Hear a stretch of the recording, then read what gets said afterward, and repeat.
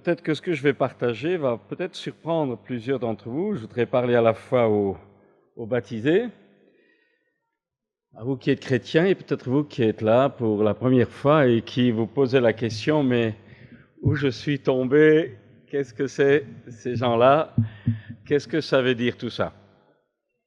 Peut-être d'abord vous dire qui nous sommes. Je crois que des fois c'est quelqu'un qui est nouveau, de dire mais quoi, est-ce qu'on est dans une secte? C'est quoi qui se passe ici? Alors je voudrais vous dire, nous sommes donc une église de la famille protestante. Famille protestante, qu'est-ce que cela veut dire? Tout simplement que nous croyons à la parole de Dieu, à la Bible. Nous croyons que la Bible n'est pas simplement un livre écrit au cours des âges. Vous savez qu'en réalité, la Bible est faite de 66 livres avec à la fois l'histoire de la création du monde, l'histoire du peuple d'Israël, et puis la narration, la biographie du Christ, la biographie du Seigneur Jésus dans les 4 évangiles, et puis l'histoire de l'Église du départ, après le départ de Jésus, et aussi les prophéties qui racontent comment, vers la fin, non seulement le jugement va venir sur le monde, mais le Christ va revenir. Il y a donc à la fois la base de nos églises, c'est la foi dans la Bible comme parole de Dieu. C'est-à-dire c'est l'étalon de mesure de notre croyance, mais c'est plus que cela, c'est une parole vivante, c'est-à-dire que ceux ou celles qui la lisent, vous avez entendu tout à l'heure, quelqu'un en a offert une Bible, eh bien, sans que vous en rendiez compte, eh bien, la Bible est la parole de Dieu. Et quand on la lit, quand on la médite, sans nous en rendre compte, l'action surnaturelle de Dieu et de l'Esprit de Dieu se fait en profondeur, à la fois dans nos raisonnements, à la fois dans notre cœur, dans notre conscience. La Bible est une épée qui fouille au plus profond de la conscience humaine. Et en réalité, parce que la Bible, c'est la lettre écrite de celui qui est vivant, c'est l'écriture, c'est la parole de celui qui est vivant, c'est-à-dire le Christ qui est l'écriture fait chair. Donc il y a, si vous voulez, donc d'abord premier point, la Bible, pour nous, c'est la parole de Dieu, c'est l'enseignement, et nous disons également, parce que la Bible le dit, qu'il y a un seul chemin, un seul médiateur entre Dieu et les hommes, c'est Jésus-Christ qui, il y a 2000 ans, est mort pour chacun et chacune d'entre nous à la croix, qu'il a offert son sang en rançon pour nos péchés. Son corps a été brisé par la souffrance pour que votre corps à vous, votre vie à vous, puisse gratuitement non seulement être pardonné, mais aussi puisse être touché par la puissance surnaturelle du Christ, être guéri, transformé, changé, avoir une nouvelle orientation dans la vie. C'est le témoignage que vous avez entendu des amis qui sont passés par les eaux du baptême. La grande différence, si vous voulez, par rapport à la famille protestante, c'est que nous, en tant qu'Église, nous ne baptisons pas les enfants. Nous ne baptisons pas les enfants parce que Jésus a laissé ce mot d'ordre, aller prêcher la bonne nouvelle de l'amour de Dieu. Dieu a tant aimé le monde qu'il a donné son Fils unique, afin que quiconque croit en lui ne périsse point, mais qu'il ait la vie éternelle. Allez, prêchez cette bonne nouvelle. Celui qui croira, d'abord croire, et qui sera baptisé, sera sauvé. Vous voyez donc que dans les paroles mêmes, dans l'enseignement, dans le mot d'ordre de Jésus, la foi précède le baptême. La compréhension précède l'engagement pratique du baptême. Donc le baptême des enfants, selon la tradition de l'histoire, n'est pas ce que le Christ a enseigné, n'est pas ce que l'Église du départ a vécu, et dans nos milieux évangéliques, eh bien nous revenons à la Bible. Le baptême est un baptême adulte, conscient. Il n'y a pas d'âge pour cela. L'âge, c'est simplement la compréhension de celui ou de celle qui passe par les eaux du baptême. Il faut que lui ou elle, par son propre cheminement, ait réalisé non seulement que le Christ est vivant, non seulement que Dieu l'aime, mais aussi qu'il ait réalisé que par sa foi, dans cette mort expiatoire du Christ, dans la foi dans sa résurrection, sa propre vie peut être changée, sa propre vie est changée. Donc, baptême adulte, baptême conscient, c'est l'engagement d'une bonne conscience envers Dieu. Et ensuite, bien sûr, il y a, je résume, il y a le complément, c'est-à-dire que notre foi envers Dieu, notre engagement envers Dieu, notre confiance envers Dieu, eh bien, cette chose-là entraîne une relation également avec d'autres amis hommes, femmes, jeunes gens, jeunes filles, même parfois certains enfants qui ont vécu cette expérience de la nouvelle naissance, du changement de vie, eh bien cela nous enclenche, cela nous amène à une relation de vie, à une relation de fraternité, d'amour, de solidarité avec d'autres qui ont vécu la même chose que nous, et ça c'est là où nous vivons, c'est l'église locale. Donc l'église locale, c'est l'endroit, c'est le lieu, comme ici, à Grenoble, eh bien cette église, le Chandelier, est une église locale où des chrétiens de toute race, de toute langue, ont vécu un même cheminement, pas les mêmes expériences, mais ont rencontré le même Christ, et cette rencontre a changé leur vie, leur conception, les a fait passer, dit la Bible, de la mort à la vie, de la puissance de Satan à Dieu, et par le baptême d'eau, ils se sont engagés, pris cet engagement de se consacrer à Dieu, et on fait donc partie d'une famille. L'Église, c'est pas un édifice, c'est pas un bâtiment. L'Église, c'est ce corps humain fait par les uns, composé par les uns par les autres, parce que Christ est venu habiter en nous. Voilà en gros ce qu'est une Église évangélique. Alors, ça sous-entend que, comme conséquence, eh bien, comme c'est un baptême adulte, eh bien, l'engagement, ce n'est plus une religion du dimanche, ce n'est plus quelque chose que je pratique parce que je suis né catholique, protestant, orthodoxe, tout ce que vous voulez. Non, j'ai suivi mon propre cheminement, j'ai rencontré Christ, je sais qu'il est vivant, ça a changé ma vie, ça a changé mes conceptions, mais ça a également changé ma manière de vivre. Et alors, il y a un engagement envers Dieu, bien sûr, et il y a un engagement ensuite envers les autres. Je ne peux pas dire, la Bible dit, je ne peux pas dire que j'aime Dieu si je n'aime pas mon prochain. Et c'est ainsi qu'au milieu de nous et vers l'extérieur, le témoignage de l'amour de Dieu, le témoignage du pardon dont nous-mêmes nous avons bénéficié par rapport à Dieu, nous apprenons également à nous pardonner les uns les autres. Nous apprenons parfois à nous supporter encore les uns les autres parce que nous avons encore tous nos petits caractères qui parfois reviennent à la surface. Mais dans toutes ces choses, nous avançons et nous savons que notre foi en Jésus-Christ nous permet d'avoir de l'assurance devant Dieu, non pas avec nos mérites, ni avec nos qualités, mais parce que tout simplement nous nous mettons au bénéfice de la mort expiatoire et de la résurrection du Christ qui est devenu le Seigneur de notre vie. Jésus a dit, je suis le chemin, la vérité et la vie, nul ne vient au Père que par moi. Et ce qui nous unit, ce n'est pas des dogmes, quoi qu'il y a des dogmes, c'est ce qui nous unit, ce n'est pas de la religion, ce n'est pas des pratiques, ce qui nous unit, c'est que nous avons les uns et les autres fait une même rencontre avec une même personne, le Christ, le Fils de Dieu, mort pour nous, ressuscité, vivant, qui est entre nous, qui a changé nos vies et qui nous conduit maintenant tous les jours de notre vie. Je voulais encore dire en conclusion que ce n'est pas toujours facile d'être chrétien. Parfois, les gens ne nous comprennent pas. Il y a un changement de vie. Je me rappelle quand je me suis converti, je vivais en communauté avec des amis africains, j'avais une vie de patachon dans les boîtes de nuit du jour au lendemain. Eh bien, je ne pouvais plus vivre les mêmes choses. Ils pensaient que j'étais devenu fou, ils pensaient que j'avais perdu la tête. Non, j'étais changé, j'avais soif d'autre chose, j'avais soif de pureté, j'avais soif d'une vie authentique. Je suis allé confesser des péchés à d'autres, je suis allé demander pardon à des gens à qui j'avais fait du mal, j'avais rendu de l'argent à ceux à qui j'avais dérobé parfois. Eh bien, ma vie avait été changée. Parfois, la famille ne le comprend pas toujours, parfois les amis ne comprennent pas toujours, les ennemis non plus, mais quand ils nous voient vivre, quand ils voient notre vie de chaque jour, progressivement, ceux qui aiment la vie, ceux qui aiment la vérité, ceux qui au fond d'eux-mêmes cherchent eux aussi réellement le sens de la vie, alors sont attirés par la même lumière qu'ils sentent en nous, parce qu'ils réalisent que ce n'est pas nous, ils réalisent qu'il y a quelque chose en nous qu'ils n'ont pas, il y a quelque chose que nous n'avions pas avant, mais que nous avons maintenant, quelque chose qui est le Christ. Alors voilà, j'ai résumé un peu qui nous sommes, et j'aimerais maintenant parler d'un sujet, je crois qu'il est important quand on parle du baptême. Qu'est-ce que cela veut dire plus pratiquement? Se faire baptiser, pourquoi se faire baptiser, et quel est l'enseignement qu'on peut en retirer, mais surtout quelle est la signification profonde, quelle est la motivation, quel est, le sens spirituel que nous découvrons ou que nos amis ont décidé de suivre. Jésus, alors je citerai simplement un verset dans l'évangile de Luc au chapitre 9 et au verset 38, Jésus dira « Si quelqu'un veut venir après moi, qu'il renonce à lui-même, qu'il se charge chaque jour de sa croix et qu'il me suive. Car celui qui voudra sauver sa vie la perdra, mais celui qui la perdra à cause de moi la sauvera.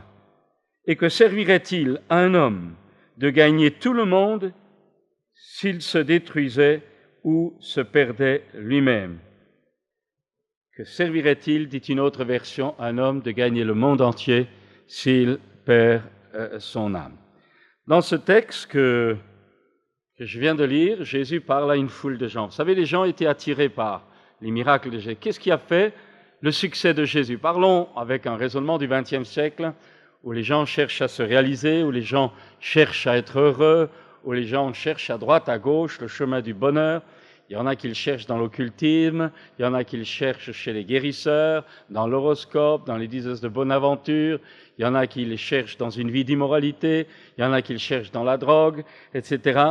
Nous vivons un siècle, nous vivons une génération qui cherche désespérément à être heureux. Vous avez également celui qui va chercher dans les sectes, celui qui va chercher même dans la violence. Il y a les gens cherchent et nous vivons une génération qui cherche à être heureux à tout prix, qu'importe les moyens pourvu qu'on y arrive. Et alors, vous avez, dans notre société, je vais prendre un exemple très simple, pour vous montrer que notre société européenne, je dirais même matérialiste, eh bien, ne comprend plus le problème de la souffrance ou ne comprend plus le problème de la mort et par tous les moyens médicaux, matériels, financiers, sociaux, tout ce que vous voulez, l'être humain aujourd'hui, dans notre pays, veut absolument éviter la souffrance, veut absolument fuir la souffrance, quel que soit le moyen. Et vous avez l'inverse alors. Et vous savez ce qui se passe actuellement. Par exemple, prenez les kamikazes, prenez ceux qui, dans l'islam intégriste, se font sauter des jeunes de 18-20 ans qui se bardent de dynamite et qui se font sauter en plein marché en Israël ou ailleurs, des hommes, des femmes, jeunes encore, qui, par un idéal, sont prêts à sacrifier leur vie, sont prêts à mourir, à se donner là publiquement en entraînant avec eux dans la mort d'autres hommes, femmes, souvent innocents, parce qu'ils ont un idéal, et leur reproche par rapport à la société matérialiste, ils disent que nous sommes devenus une société décadente, qui n'a plus la capacité de souffrir, qui n'a plus le courage de souffrir, qui fuit, qui démissionne de tout ça. Et eux veulent montrer que eux ne sont pas de cette société-là, mais qu'ils ont le courage même d'affronter la mort en disant que notre société capitaliste, matérielle, tout ce que vous voulez, est faite de gens qui n'ont plus aucun cran, qui n'ont plus aucune force intérieure, qui n'ont plus aucune force d'âme. Je ne sais pas si vous vous reconnaissez là-dedans, mais en tout cas, c'est ce qu'ils disent. Et on voit quand même que nous vivons une société qui a toujours peur de ceci, peur de cela. Alors Jésus va venir, essayez maintenant d'imaginer Jésus, cette soif de vivre, cette soif de réussir qui habite chacun d'entre nous.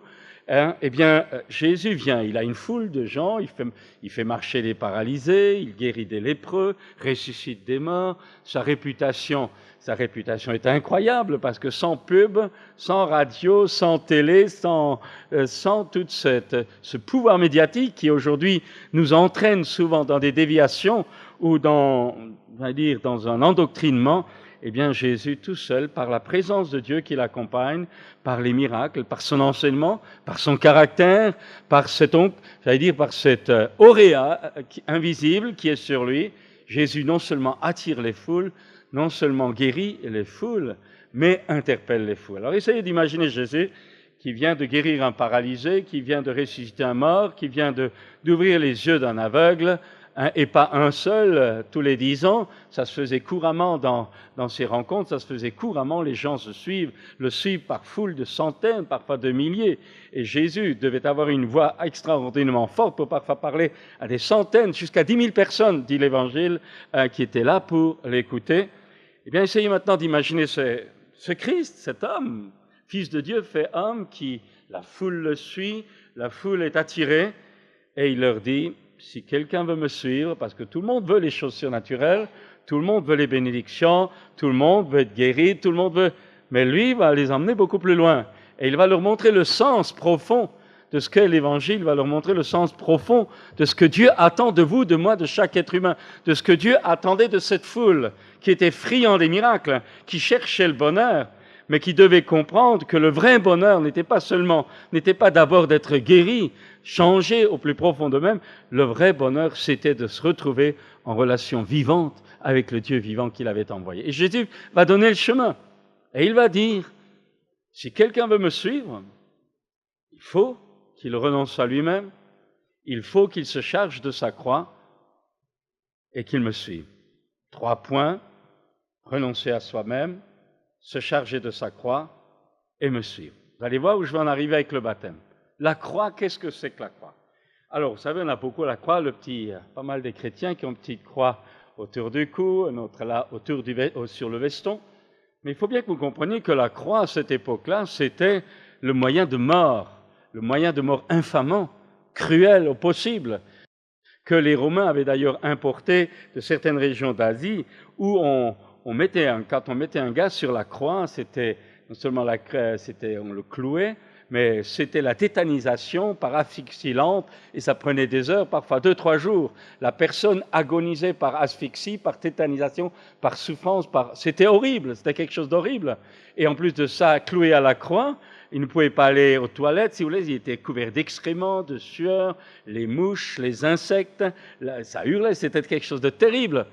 Quand les gladiateurs de Rome se sont révoltés, il y a eu, je crois, 3 à 4 000 crucifiés sur la voie romaine qui étaient là, vous aurez un spectacle horrible.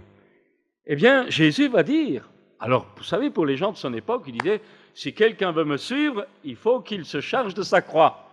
C'est comme si, aujourd'hui, je vous dis, vous voulez devenir chrétien, eh bien, il faut accepter de passer par la chaise électrique. C'était la même chose, c'était le même impact, la même parole brutale.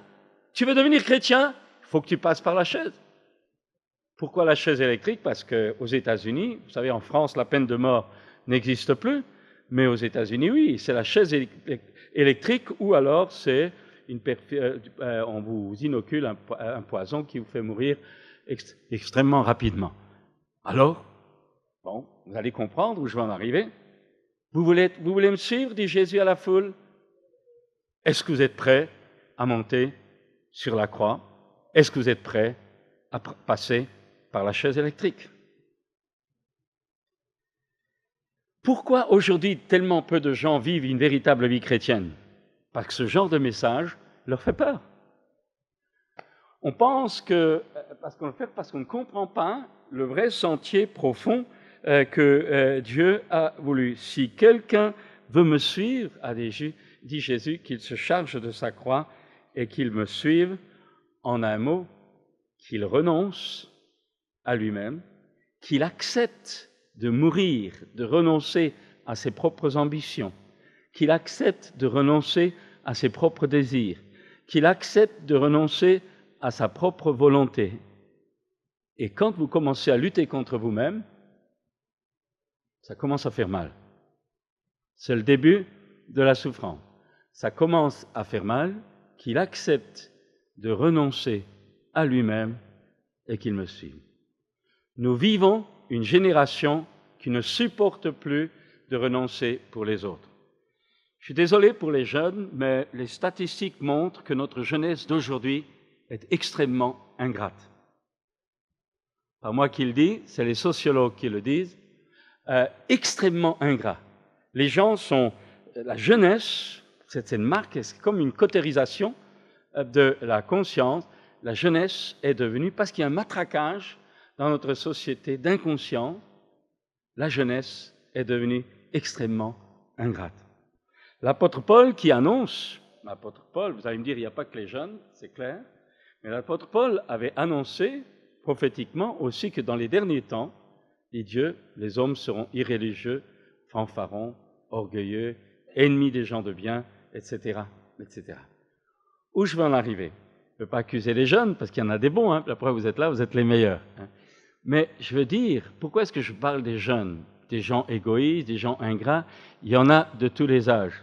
Mais je veux simplement vous montrer qu'il y a comme un courant dans notre société qui fait, dont les jeunes qui n'ont pas encore affronté la vie comme les aînés, sont souvent les victimes sans même s'en rendre compte, eh bien, il y a un courant dans notre société qui est un courant d'ingratitude, et parce que, excusez-moi, que ce soit dans votre lieu de travail, c'est chacun pour soi souvent, que ce soit dans la vie d'un couple, que ce soit dans la famille, que ce soit dans les relations de notre société, eh bien, de plus en plus, les gens, ce qui les préoccupe, c'est eux-mêmes, c'est être heureux, c'est s'en sortir, qu'importe peut-être ce qu'on peut faire à ceux qui nous côtoient et ceux auxquels on peut être amené à piétiner les pieds. Vous savez, dans certains milieux, où dans les médias, on voit 5 colonnes, on montre les gens avec leur diplôme, avec leur réussite sociale, mais quand vous savez ce qui se passe dans le milieu, vous savez qu'il y a de la surenchère, qu'il y a de la rivalité, qu'il y a de la compétition, et quand on peut déquier quelqu'un pour prendre sa place, voilà, c'est notre société, elle est comme ça, hein, elle n'est pas toujours très jolie. Mais Jésus va justement dénoncer ça, il va dire, vous voulez me suivre, vous êtes attirés par les miracles, vous êtes attirés par ce que vous voyez, mais c'est pas ça, ça ce n'est qu'un début.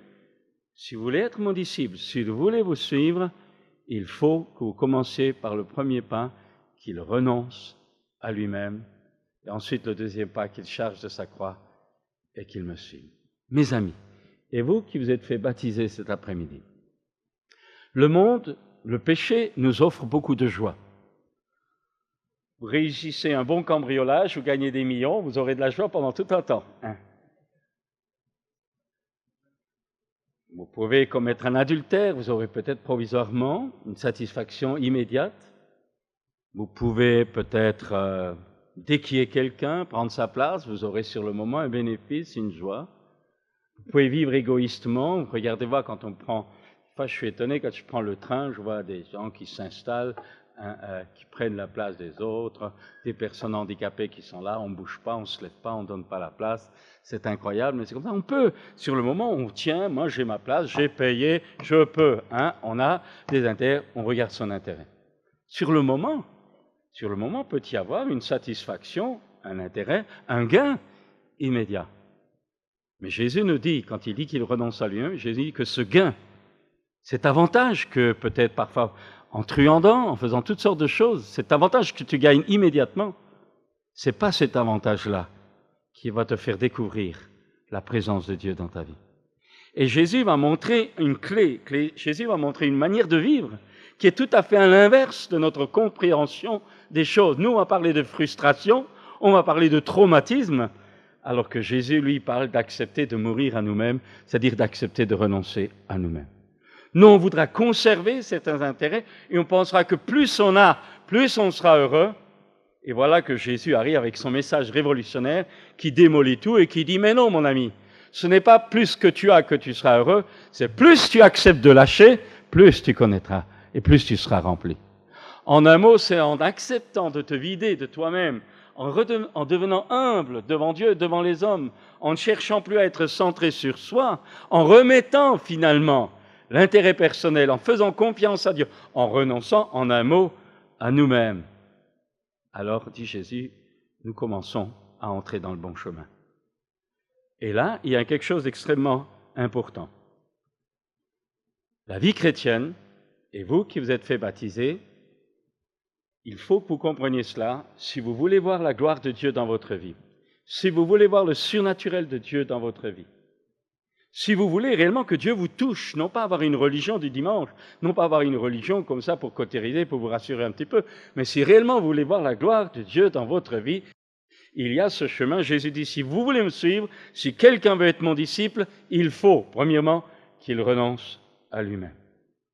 Le renoncement de soi-même, c'est fini.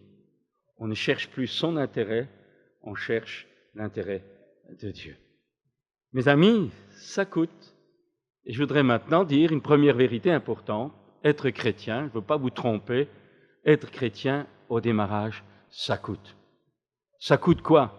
Ça coûte tout simplement cette lutte intérieure où chacun d'entre nous, nous sommes là, nous voulons prendre, nous voulons avoir, nous pensons que plus nous avons, plus nous serons heureux. Et voilà que Jésus dit, non, plus tu acceptes de perdre, plus alors tu vas recevoir ce que Dieu seul peut te donner. Et ça, il a un choix qui parfois fait mal. Vous voyez, quand je me suis converti, mes parents étaient chrétiens.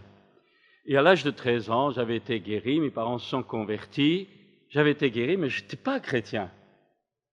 J'allais de temps en temps, j'étais à l'internat à Cannes, de temps en temps, quand je rentrais à la maison, j'allais à l'église le dimanche matin, mais dès que je pouvais, je m'en allais, je m'éclipsais, parce que franchement, je trouvais que l'église, c'était rasoir. C'était rasoir. Et à l'âge de 23 ans, quand je suis venu étudiant à Grenoble, à l'âge de 23 ans, donc, j'étais en train de fuir, sans rentrer dans les détails, la police, les trucs, toutes sortes de choses que j'avais fait. Et avant de disparaître dans la nature, je suis allé dire au revoir à mes parents qui ne savaient pas. Ils savaient seulement que je menais une vie de patachon. Mes études de droit et de sciences politiques, c'était la débandade, parce que j'allais pas souvent sur les bancs de la fac. J'allais dans les boîtes, je vivais de toutes sortes d'expédients, etc. Et ce dimanche matin, pour faire plaisir à mes parents, à ma mère, avant de disparaître dans la nature, je les ai accompagnés à un culte. Et alors qu'il y avait un culte, des chants, on chantait des cantiques, c'était très bien. Tout à coup, à côté de moi, il y a eu un temps de prière. Et tout à coup, à côté de moi, mon père, je connaissais un homme calme, extrêmement calme, incapable d'entrer en transe, mysticisme ou autre. Mon père, tout à coup, s'est mis à parler en langue.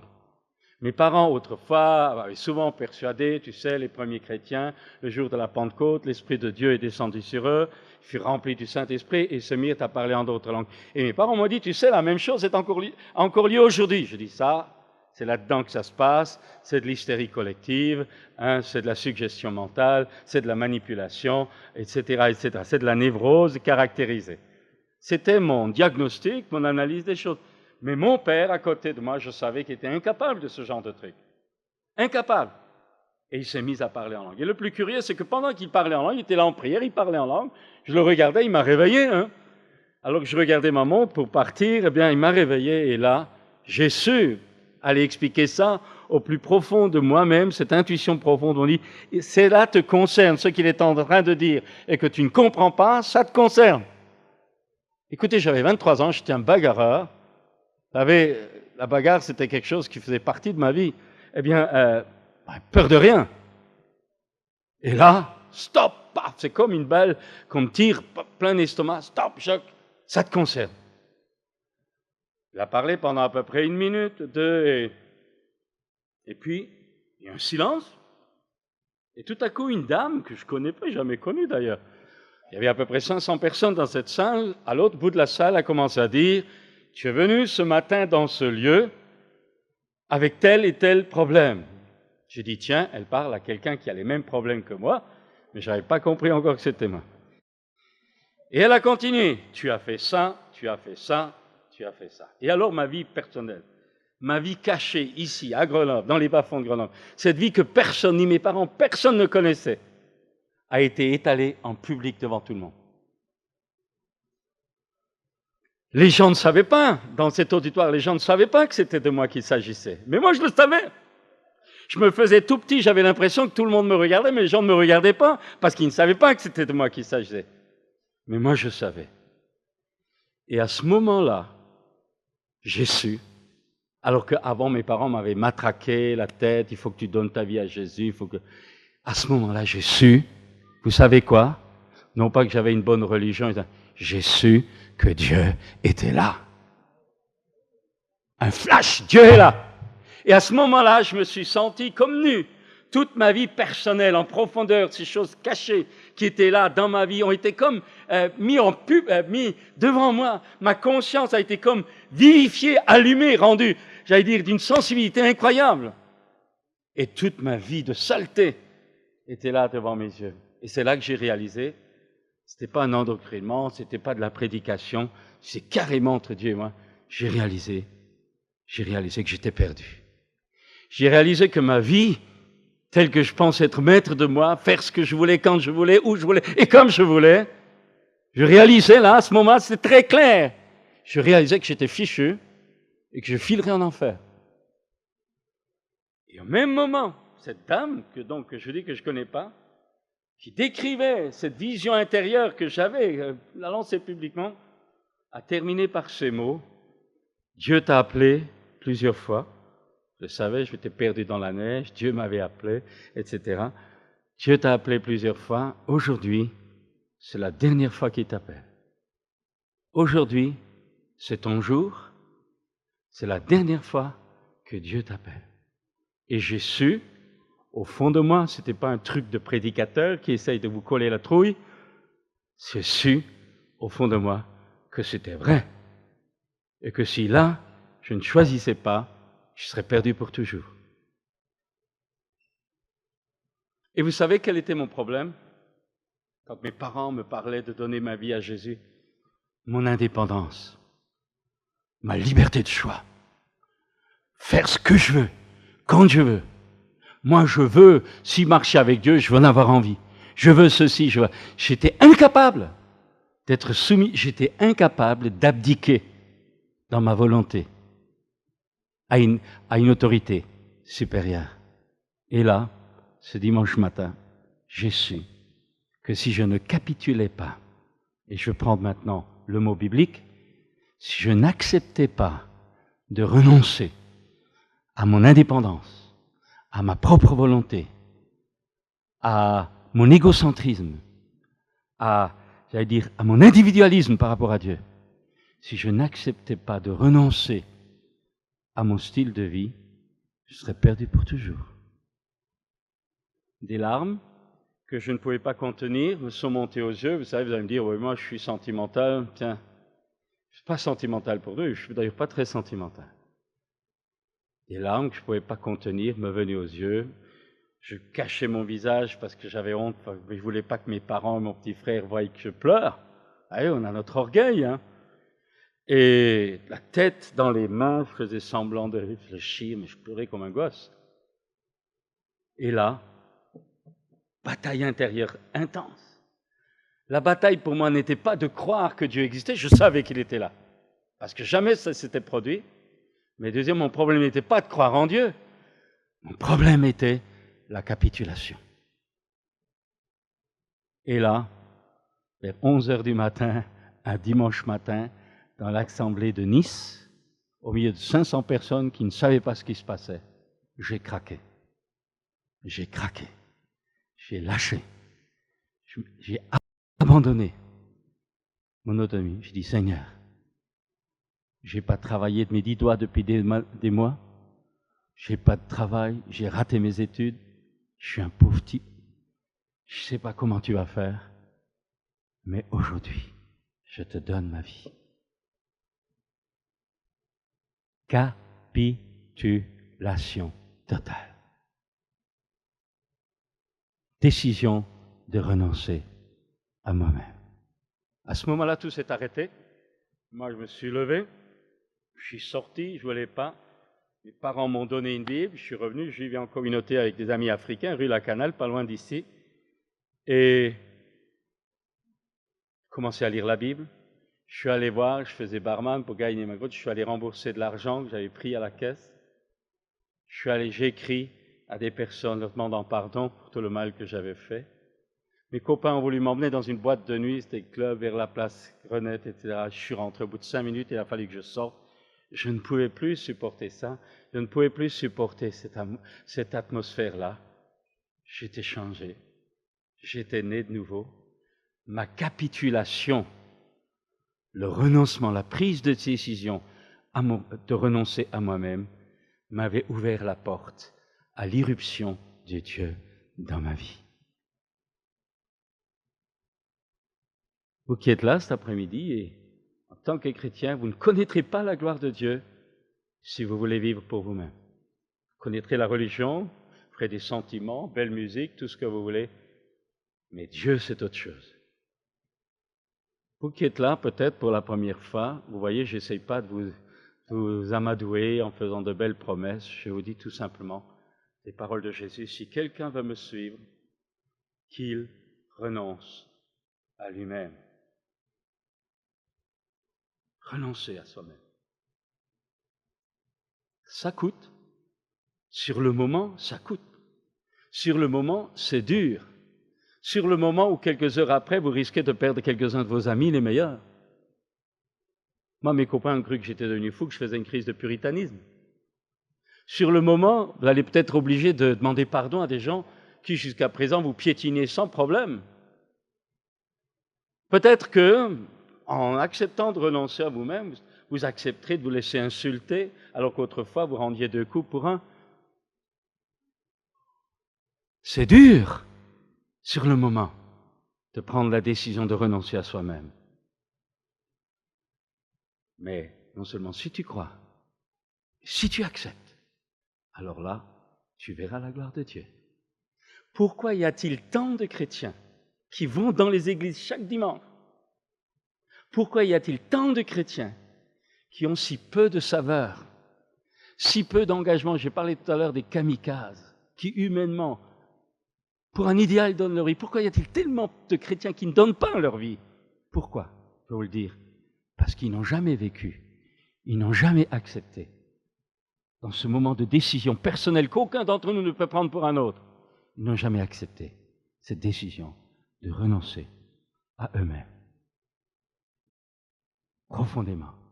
Maintenant, c'est fini. Non pas ce que je veux, mais à partir de ce jour, ce que tu veux. Et renoncer à des choses auxquelles on tient. Renoncer à des loisirs parfois. Un loisir, il y a des choses peut-être qui sont tout à fait normales, mais qui pour moi, Dieu va me demander de les lâcher. J'ai connu des copains qui étaient des instrumentistes, formidables. Mais quand ils se sont convertis parce que leur instrument était leur idole, Dieu leur a demandé pendant tout un temps de renoncer à cet instrument. Alors que les chrétiens qui ne comprenaient rien disaient « mais c'est un bon instrumentiste, il faut le faire jouer à l'église ». Non, il fallait d'abord qu'il renonce à son idole. Et chacun d'entre nous, quelque part, nous avons une idole. Et Jésus te dit, mon ami, si tu veux le suivre, il faut commencer par le commencement. Il faut que tu renonces à toi-même. Ça fait mal. Mais si tu veux avoir la vie, il faut que tu passes d'abord par la mort. Et puis Jésus continue. Il n'arrête pas là, il va dire, renonce à lui-même. En un mot, renoncer à lui-même, je prends encore un autre exemple, renoncer à lui-même, c'est lutter, c'est souffrir contre, c'est une lutte contre soi-même. Prendre un exemple, si prends le service de baptême. Imaginez, on a des amis qui se font baptiser, c'est une joie, et que au moment où il y a ce baptême, moi je dis, moi je veux être avec ma femme, je veux être avec mes gosses, je veux être avec des copains, regarder un match de foot à la télé ou se payer une bonne après-midi. Tout le monde peut avoir envie de ça. Mais celui qui a appris à renoncer à lui-même, celui qui met Dieu avant lui-même, avant sa famille, avant tout, lui va dire, mais Dieu te donne rendez-vous pour le baptême parce qu'il y a des amis qui passent de la mort à la vie.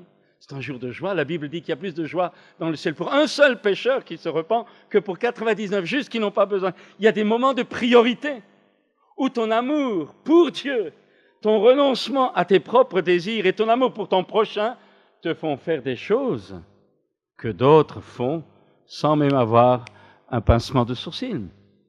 Pourquoi? Parce qu'ils n'ont jamais appris en profondeur à renoncer à eux-mêmes.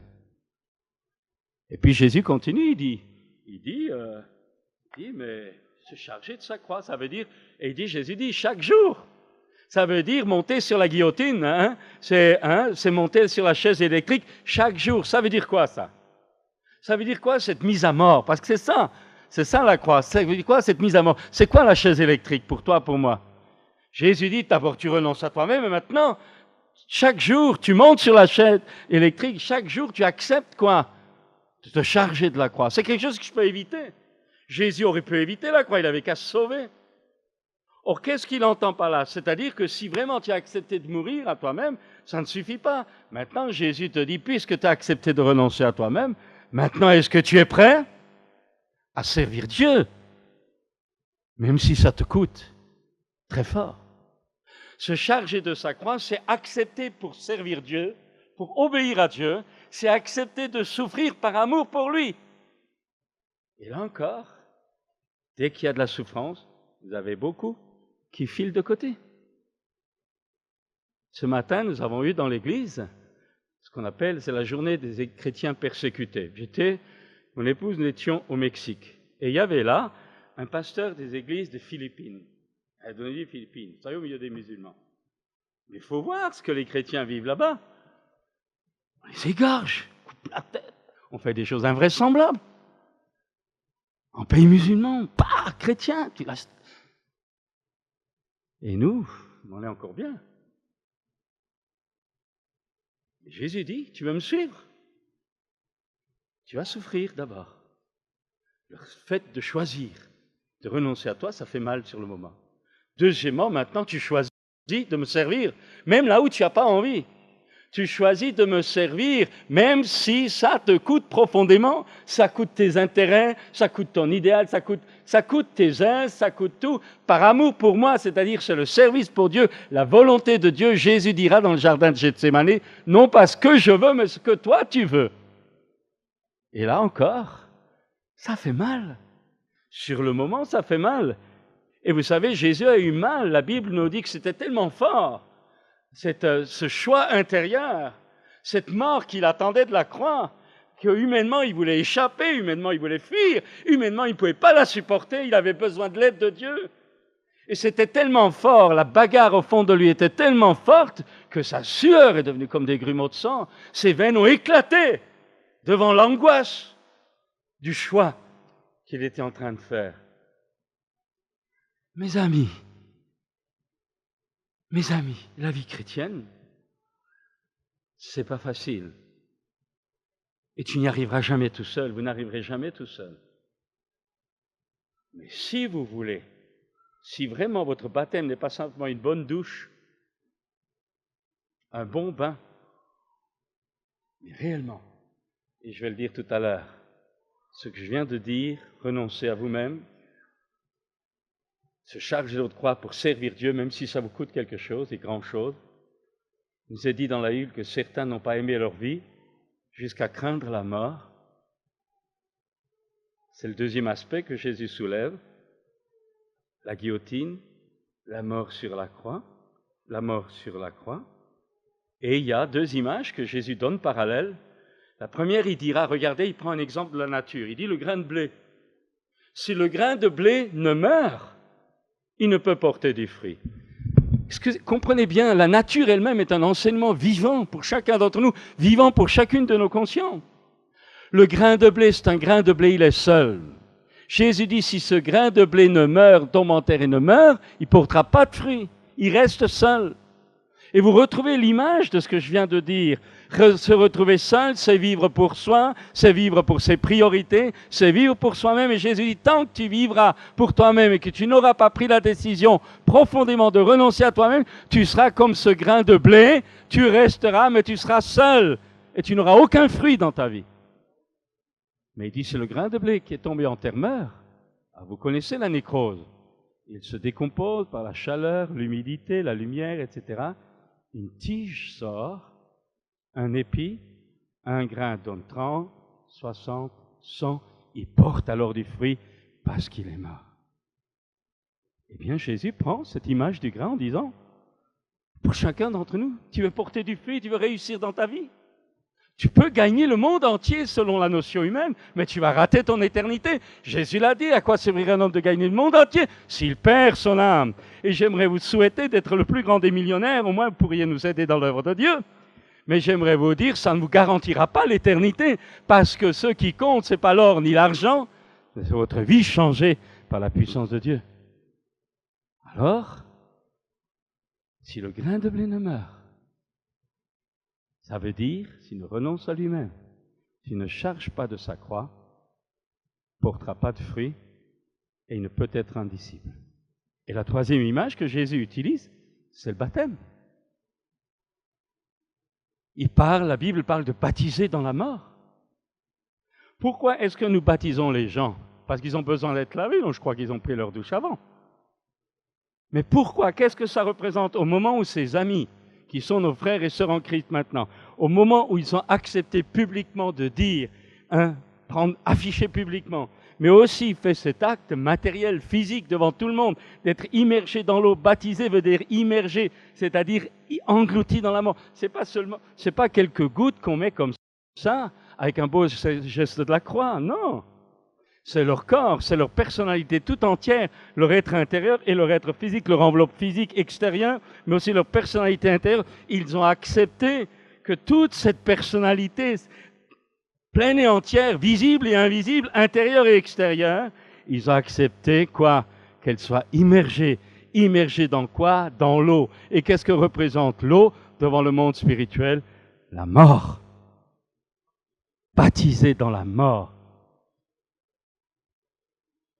Pas n'importe quelle mort, la mort de Jésus. Ça veut dire quoi? Le renoncement de Jésus, l'engagement de Jésus. Ils acceptent d'être unis à cette démarche de Jésus qui a renoncé à lui-même par amour pour le Père, par amour pour vous et pour moi, et qui a obéi à son Père jusqu'à la mort de la croix, par amour pour lui, par amour pour vous, par amour pour moi, et se faire baptiser, se dire moi aussi maintenant, j'accepte d'être uni en renonçant à moi-même, en prenant le même chemin, en recevant l'aide de Dieu, parce que sans lui on ne pourra pas y arriver, en recevant cette aide de Dieu, je rentre dans cette mort pour vivre cette nouvelle vie qui est complètement étrangère à ce que j'ai pu vivre maintenant.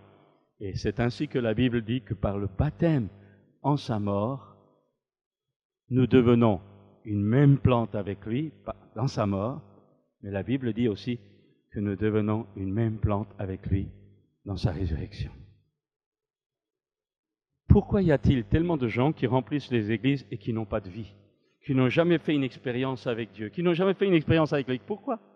Parce qu'ils n'ont jamais été unis à la vie surnaturelle du Christ, n'ont jamais vécu ce que Jésus appelle la nouvelle naissance, la régénération surnaturelle par l'Esprit de Dieu. Pourquoi? Je vais vous le dire.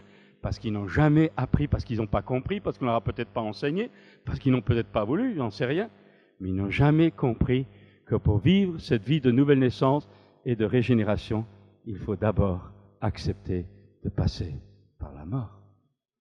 Si le grain de blé ne meurt, il ne peut porter du fruit. Alors j'aimerais vous encourager, chers compatriotes dans le baptême, j'aimerais vous encourager à oser vivre votre vie chrétienne. Non pas une façade, non pas quelque chose de superficiel, mais oser vivre, oser rentrer en pleine eau avec Dieu. Ayant pris la décision, demandez, comptez sur le Seigneur pour qu'il vous aide, jour après jour, instant après instant. Vous avez renoncé, vous avez choisi, maintenant il y a la troisième étape, renonce à lui-même, qu'il se charge de sa croix et qu'il me suive. Et la vie chrétienne, c'est d'abord renoncer, choisir même que ma volonté maintenant c'est la volonté de Dieu que je veux faire, mais ensuite marcher tous les jours avec lui. Les yeux fixés sur lui, Seigneur, maintenant je t'appartiens, je ne m'appartiens plus puisque j'ai renoncé. Seigneur, maintenant je ne veux plus faire ce que je faisais avant, je veux t'aimer, que ta volonté soit faite dans ma vie et au travers de ma vie. Seigneur, j'ai besoin de toi, j'y arriverai pas, j'ai besoin de ton esprit. Et là, Jésus a dit, vous recevrez une puissance, le Saint-Esprit survenant sur vous, et vous serez mes témoins. Il parle de cette puissance dont tu as besoin, mon frère, dont tu as besoin, ma soeur, pour pouvoir vivre ces choses. Et tu peux la recevoir. Prierons pour ça. Mais il faut que tu saches que la marche chrétienne est une marche de tous les jours après, où tu apprends avec des luttes, parfois des combats, des échecs, comme un enfant qui grandit. Il y a un moment où tu te casseras parfois peut-être encore la figure, tu te relèveras. Et tu apprendras à grandir et au travers des événements de ta vie, de plus en plus, tu connaîtras Christ le Seigneur d'une façon profonde.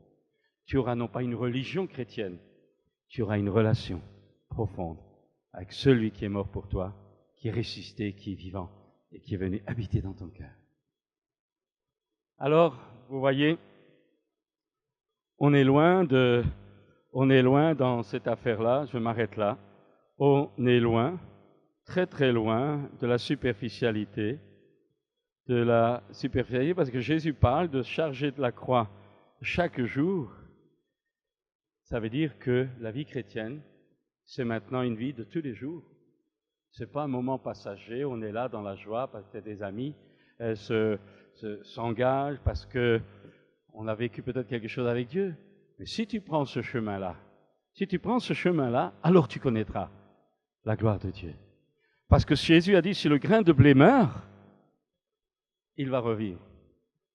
Si tu passes, tu acceptes de prendre ces décisions, alors le surnaturel va entrer dans ta vie. alors Dieu va commencer à se manifester. Alors la puissance de Dieu va se manifester. Alors tu verras de ta propre vie, tu verras dans tes propres expériences ce que Jésus a promis. Voici les miracles qui accompagneront ceux qui auront cru en mon nom. Ils chasseront les démons, tu verras cela. En mon nom, ils imposeront les mains aux malades, les malades seront guéris, tu le verras. Mais non plus comme tant de gens pour vivre égoïstement, pour profiter de ta santé, pour filer plus tard en enfer, parce que tu vis dans le péché. Mais tu vivras ces choses pour servir Dieu dans la plénitude de la liberté que Jésus t'a acquise à la croix du Calvaire. L'esprit n'est plus le même. La façon de faire n'est plus la même. Les motivations ne sont plus les mêmes. Ne sont plus les mêmes. Tu ne vivras plus égoïstement pour toi. La guérison, ce ne sera plus un truc à chercher parce que tu es un pauvre petit bébé qui veut toujours boire le biberon, qui veut être guéri parce que tu ne veux pas souffrir.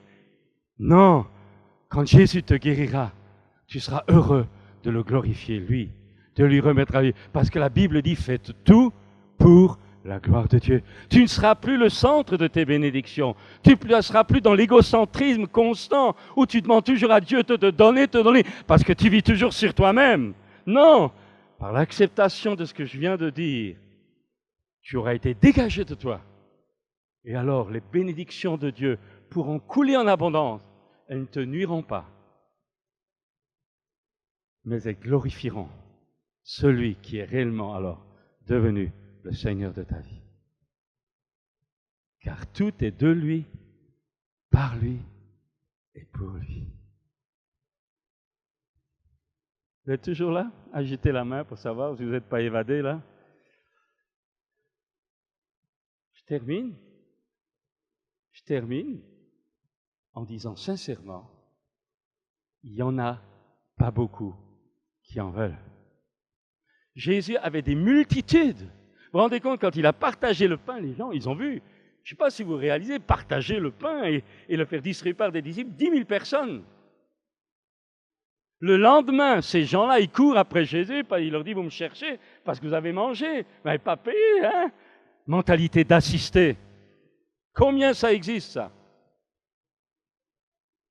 Vous avez mangé gratuitement et il dirait, mais travaillez pour une nourriture qui ne périt pas. Le miracle a été pour eux. Mais ce que Jésus voulait leur faire comprendre, c'est que leur vie serait réussie dans la mesure où ils ont appris, avec parfois des luttes, des découragements, des échecs, des réussites, jamais seuls, parce que Dieu s'engage à nous aider. Et quand ils auront compris que finalement, réussir sa vie, c'est réussir l'appel de Dieu à le servir lui et notre prochain. Jésus dira, il n'y a pas de plus grand amour que de donner sa vie pour les autres. Honnêtement, ce soir, vous qui peut-être êtes là, avez été invités par des amis du baptême, on n'est pas tellement nombreux, donc on peut, cet après-midi, donc on peut discuter tranquillement. Honnêtement, ça fait peur.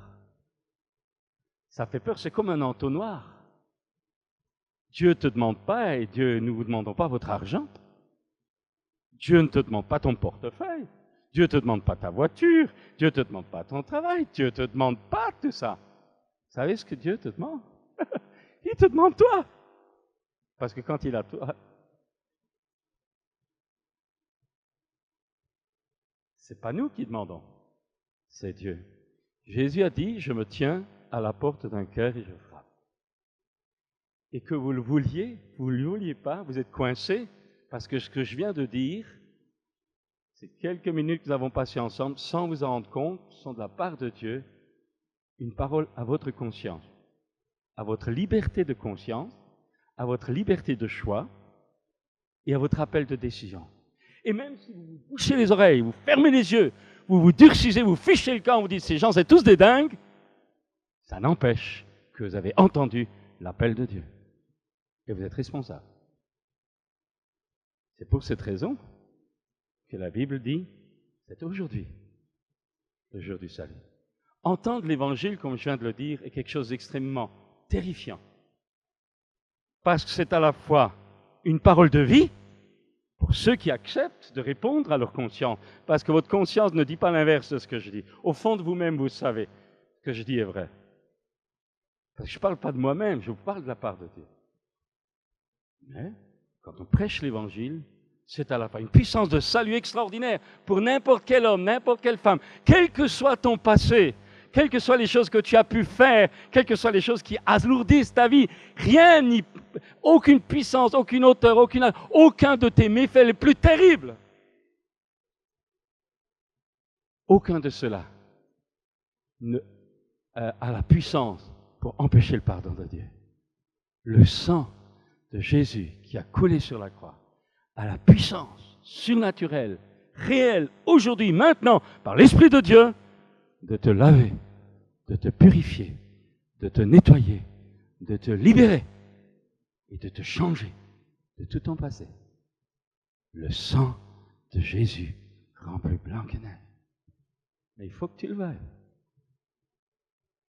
La Bible dit que certains, ayant entendu la lumière, ont repoussé parce que, quand tu entends, quand tu vois la lumière, ça révèle ce qui est au fond de toi. Et il faut avoir le courage d'être vrai avec soi-même. Et ça coûte d'être honnête. Ça coûte de reconnaître que je suis un pauvre type, un menteur, un truand, une couleur. Vous ne l'êtes pas, c'est moi ça. Mais il n'y en a pas de juste parmi nous aujourd'hui. Aucun d'entre nous ne peut dire, moi j'ai toujours été juste, vrai, droit, pas. Ça c'est de la rigolade. Mais si tu es vrai, quand la lumière vient, humilie-toi, reconnais. Et c'est la merveilleuse nouvelle de la grâce de Dieu. Dieu vous a tant aimé. Il vous connaissait avant que vous soyez dans cette salle, il vous connaissait. Dieu vous a tant aimé qu'il a donné son Fils unique à la croix, afin que quiconque croit en lui ne périsse point, mais qu'il ait la vie éternelle. Le don gratuit de Dieu, c'est la vie éternelle en Jésus-Christ. Mais il faut que tu aies l'humilité. Et comme on est orgueilleux, et que tu n'es pas humble, et moi non plus, mais reconnais-le, et Dieu te rendra. Mais reconnais, sois vrai. Sois vrai avec toi-même. Il est souvent plus facile d'être vrai avec les autres qu'avec soi-même quand il y a la petite voix de la conscience qui dit « mais t'as encore menti, tu reproches aux autres ce que finalement tu as au fond de toi. » Parce qu'on voit souvent dans les défauts des autres, on voit les défauts des autres, mais quand on les voit, c'est que finalement, on les connaît tellement bien qu'on les voit chez l'autre parce qu'on les a en soi. Parce qu'on les a en soi. Tu vois chez l'autre ce qui est chez toi. Facile. C'est pour ça que Jésus dit, enlève d'abord la poutre qui est chez toi, tu verras comment régler la paille chez l'autre. Honnête. La Bible appelle ça l'amour de la vérité. Puissance de Dieu qui cet après-midi peut vous changer, vous transformer, vous faire voir la gloire de Dieu. Parce que par ce chemin étroit, resserré de la mort à soi-même, c'est la vie qui vient. Mais c'est aussi quelque chose de terrible. Pas que celui qui ferme, celui qui bouche les oreilles, qui endurcit sa conscience. Alors là, Dieu ne peut rien, parce qu'à ce moment-là, on attriste l'Esprit de Dieu et Dieu ne peut plus nous aider. C'est pour cette raison que la Bible vous dit par l'Esprit de Dieu aujourd'hui, si tu entends sa voix, n'endurcis pas ton cœur. Je vous invite à incliner la tête, nous allons prier. Seigneur, nous sommes là devant toi et nous sommes différents de nature, d'éducation, de nationalité, de passé. Nous sommes différents. Mais, comme le dit ta parole, tu nous aimes tels que nous sommes et tu veux nous sauver. Seigneur, tu connais chacun, tu connais les luttes, les combats, les aspirations. Parfois, nous sommes matraqués par toutes sortes de raisonnements que nous recevons dans la télé, dans les systèmes de ce monde qui nous enseignent tant de choses pour être heureux et nous n'avons jamais été aussi malheureux qu'aujourd'hui. Je vous signale qu'en France, il y a 400 tentatives de suicide par jour. Réfléchissez bien, 400 tentatives de suicide par jour. Et la France, les Français sont le peuple sur la planète qui prennent le plus de tranquillisants. Nous sommes les champions des tranquillisants de la planète. Ça révèle tout simplement la tension qu'il y a au fond des cœurs. les luttes qui sont au fond des cœurs, les angoisses, le vide, le néant, les frustrations, les amertumes, les animosités, les jalousies, les rivalités, le mal et le péché. Seigneur, nous sommes là devant toi et toi tu connais les cœurs. Tu te présentes comme celui qui sonde les cœurs et les reins et tu nous connais chacun par notre nom. Que ton esprit dans ces instants libère la volonté de chacun, que toute oppression du malin sur les consciences, sur les volontés, que tous les aveuglements soient détruits maintenant au nom de Jésus. Que la lumière de Dieu se lève et brille, que la révélation, que l'esprit de révélation illumine les yeux du cœur. Seigneur, révèle-toi aujourd'hui à ceux qui, parmi nous, ne te connaissent pas encore. Révèle-toi aussi davantage à ceux qui te connaissent mais qui ont perdu ta voix, ont perdu le cheminement, embarqués dans toutes sortes de raisonnements trompeurs. Ouvre les yeux, les oreilles. Je délie votre volonté au nom du Seigneur Jésus. Seigneur, vivifie la volonté, l'acceptation du sacrifice pour toi. Donne à chacun d'accepter la pensée du renoncement à soi-même, de l'engagement de marcher chaque jour en se chargeant de sa croix. Cette croix que je peux éviter si je le veux, mais que je suis placé devant le choix par amour pour Dieu de m'en charger, faire la volonté de Dieu dans ma vie chaque jour. Et puis de marcher tous les jours de ma vie en apprenant à me séparer de tout ce qui est vil, de tout ce qui me sépare ou qui peut me séparer de l'amour de Dieu.